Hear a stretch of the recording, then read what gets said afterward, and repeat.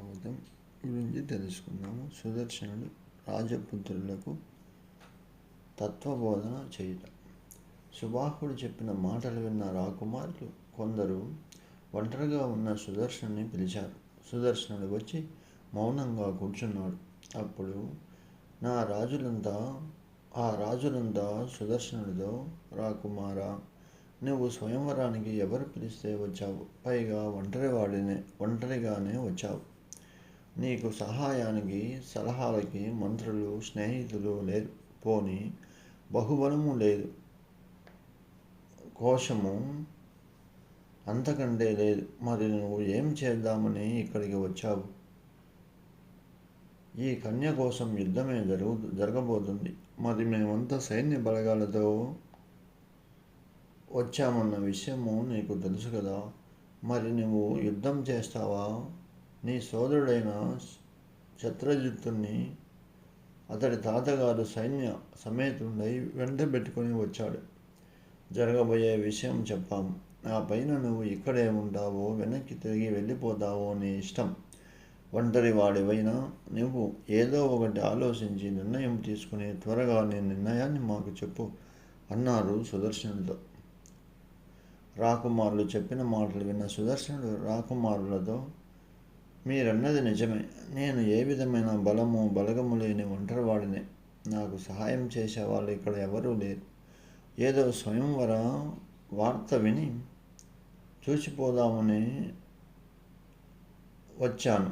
పైగా ఆదిపరాశక్తి కలలో కనిపించి స్వయంవరానికి వెళ్ళి రమ్మని ఆదేశించడంతో బయలుదేరి వచ్చాను. ఆమె మాటలు పాటించడం తప్ప నాకు మరొక పని ఇక్కడ లేదు. ఆ జగదీశ్వరి సంకల్పించినదే తప్పక జరిగి తీరుతుంది. ఈ ప్రపంచంలో ఇప్పటి వరకు నాకు శత్రువులు అంటూ ఎవరూ లేరు. ఒకవేళ ఎవరైనా నాతో అకారణంగా శత్రుత్వంను పెట్టుకుంటే వాళ్ళ సంగతి ఆ జగదంబే చూసుకుంటుంది. నాకు అసలు శత్రుత్వం అంటే ఏమిటో తెలియదు. ఏది ఎలా జరగాల్సి ఉంటే అది అలా జరిగి తీరుతుంది. నేను దైవానికి ఆధీనమైన వాడిని. నాకు ఎందుకు దిగులు, చింత? శాస్త్ర తస్య మహావిద్య దేవతలకు సమస్త ప్రాణికోడికి కూడా శక్తియుక్తులను అనుగ్రహించేది ఆ పరాశక్తియే. ఆమె తలుచుకుంటేనే ఎంతటి నిరుపేదవాడైన మహారాజును చేస్తుంది. నిర్ధుండైన అందాలం ఎక్కిస్తుంది. నేనేమి బడాయి మాటలు పోచుకోలు కబుర్లు చెప్పడం లేదు. నిజంగా నేను నమ్మిన విషయాన్నే మీకు చెప్తున్నాను. ఆ పరాశక్తి అనుగ్రహం లేనిదే హరాదులు కూడా ఒక అడుగు ముందుకు కదపలేరు. నేను శక్తి సహేతుడినో శక్తిహీనుడినో ఏది జరిగితే అదే జరుగుతుంది. నేను మాత్రం ఆ పరాశక్తి ఆజ్ఞ వల్లనే ఈ స్వయంవరానికి వచ్చాను. ఆవిడ ఏది చేయాలనుకుంటే అదే చేస్తుంది. నాకైతే ఏ విధమైన ఆలోచనలు, బెంగ లేవు. ఆశ అంతకన్నా లేదు. నేను విజయం లభిస్తే పొంగిపోను, అపజయం లభిస్తే కృంగిపోను, రవంతైనా సిగ్గుపడను. ఒకవేళ సిగ్గుపడవలసి వస్తే ఆ జగన్మాతే సిగ్గుపడుతుంది. మధ్యలో నాకెందుకు ఈ గోలంతా? ఎందుకంటే సమస్తము ఆవిడ ఆధీనమే కదా మరి అన్నాడు.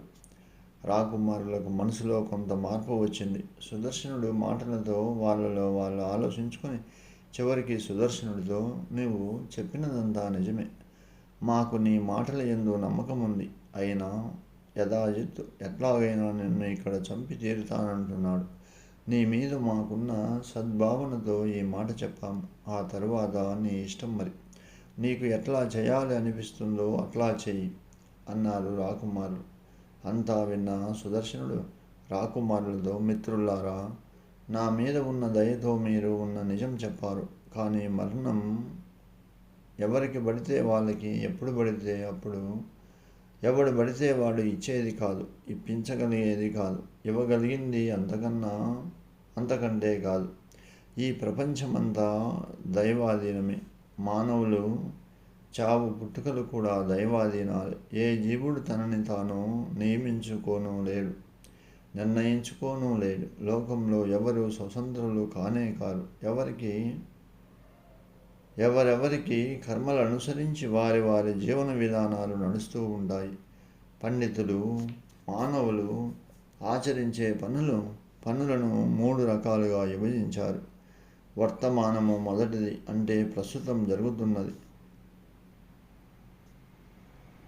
సంచితం రెండవది, అంటే ఇప్పుడు చేస్తున్న పనుల ద్వారా వచ్చే జన్మకి పోగు చేసుకుంటున్న పని. ఇంకా ప్రారబ్ధం మూడవది, అంటే ఇంతకు ముందు జన్మలోనూ ఇంతకు ముందు క్షణం వరకు చేసిన పనుల తాలూకు ఫలితాలను అనుభవించడం అని అర్థం. ఈ ప్రపంచమంతా కాలాన్ని అనుసరించి నడుస్తూ ఉంటుంది. కాలం మూడకపోతే భగవంతుడు కూడా ఏ ప్రాణిని చంపలేడు. చంపేవాడు, చస్తున్నవాడు ఇద్దరు నిమిత్తం మాత్రమే. సనాతనమైనది కాలం ఒకటే. అన్నిటినీ చేసేది కాలమే. మా తండ్రిని అడవిలో సింహం చంపింది. అదేవిధంగా మా తాతగారిని యథాజిత్తు చంపాడు.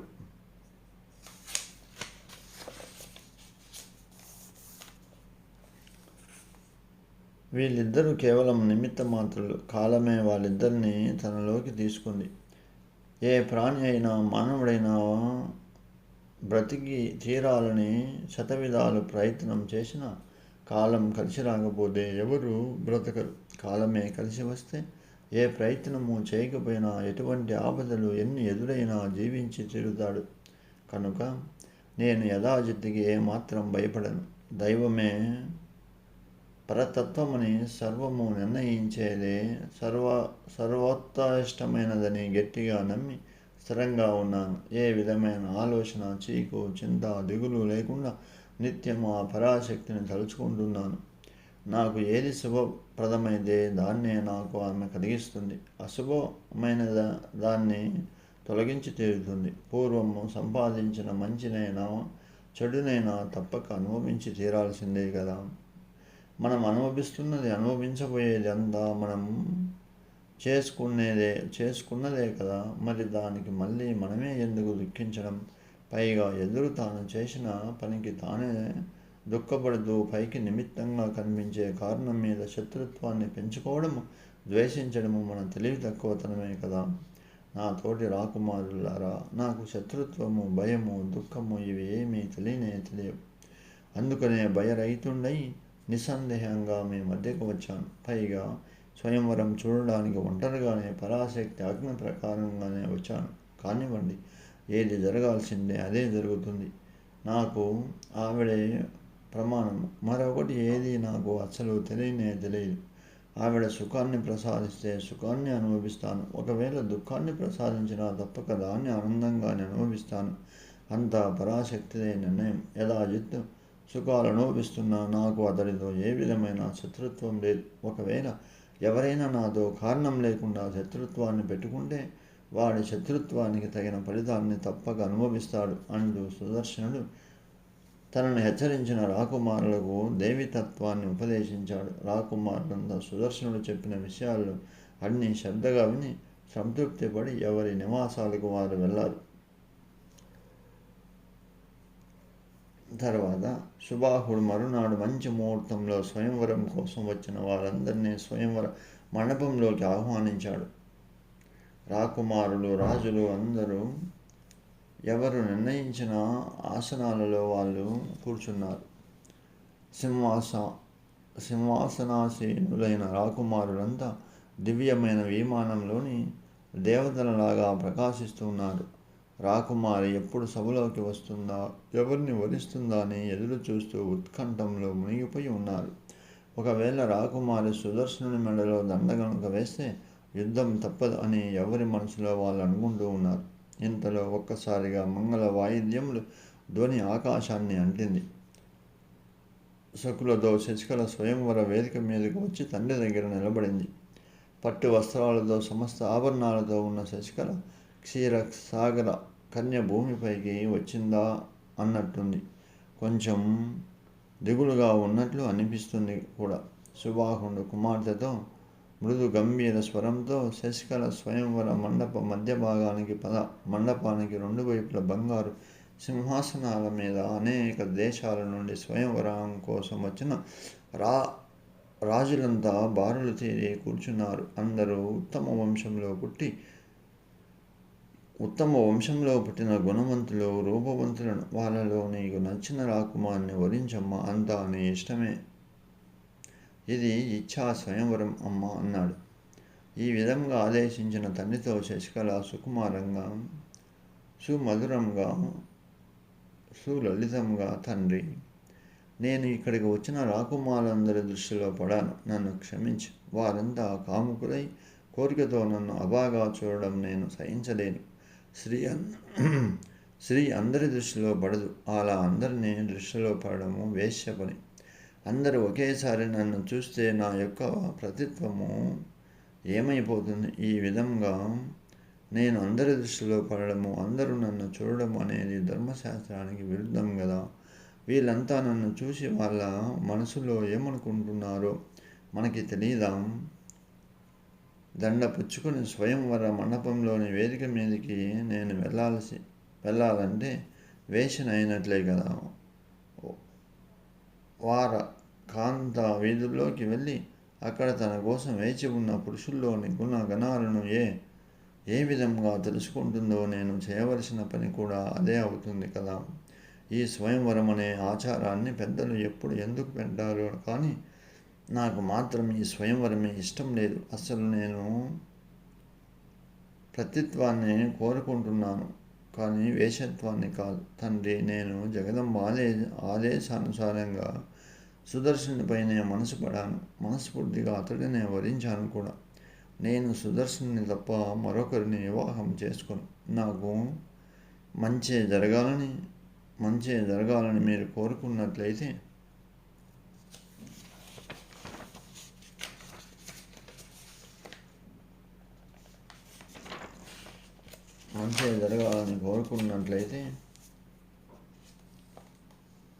మంచి ముహూర్తాన్ని నిర్ణయించి శాస్త్ర ప్రకారంగా నన్ను సుదర్శనునికి ఇచ్చి వివాహం చేయండి అని చెప్పింది శశికళ తండ్రితో. తన కుమార్తె యుక్తమైన మంచి మాటను నిర్భయంగా చెప్పింది అని సుబాహుడు తన మనసులో మిక్కిలి సంతోషించాడు. కానీ పైకి కోరి స్వయంవరం ప్రకటించి అంతమంది రాజులతో యుద్ధం చేసే శక్తి సామర్థ్యాలు లేని నాకు సుదర్శనుడు సహాయపడలేడు. ఇప్పుడు ఏరి కోరి దుఃఖసాగరంలో మునిగిపోయానే అని అనేక విధాలుగా మనసులో మదనపడుతూ చివరికి ఒక నిర్ణయానికి వచ్చాడు సుబాహుడు. ఏది జరిగితే అదే జరుగుతుంది అని మనసుకి ధైర్యాన్ని చెప్పుకొని గుండె దిటావు చేసుకొని సభా మండపం మధ్య భాగంలోకి వెళ్ళాడు. స్వయంవర మండపంలోని రాకుమారులంతా వేదిక మీదకు శశికళ ఇంకా రావడం లేదని చూసి కొందరు సహనం కోల్పోయారు. కొందరు వస్తుందిలే, చూద్దాం, ఎప్పుడో అప్పుడు వస్తుంది కదా అని సర్ది చెప్పుకుంటున్నారు. ముహూర్త సమయం ఇంకా రాలేదని ఆలస్యం చేస్తుందనుకున్నారు మరికొందరు. వేదిక మీదకి వచ్చిన సుబాహుడు తన కుమార్తె నిర్ణయాన్ని, తాను తన భార్య కుమార్తెలను బ్రతిమలాడిన సంగతి, అయినా తన కూతురు సుదర్శనుని తప్ప మరొకరిని చేసుకోనని చెప్పిన విషయాన్ని రాకుమారులందరికీ చెప్పాడు. తాము స్వయంవరాన్ని వచ్చినందుకు గాను చేసే సత్కారములను పొంది తానిచ్చే రత్నములను, ఏనుగులను, వస్త్రాలను స్వీకరించమని చేతులు జోడించి మరి రాకుమారులందరినీ ప్రార్థించాడు. దాసుని తప్పులు దండంతో సరి అంటూ నమస్కరించి అందరినీ క్షమించమని వేడుకు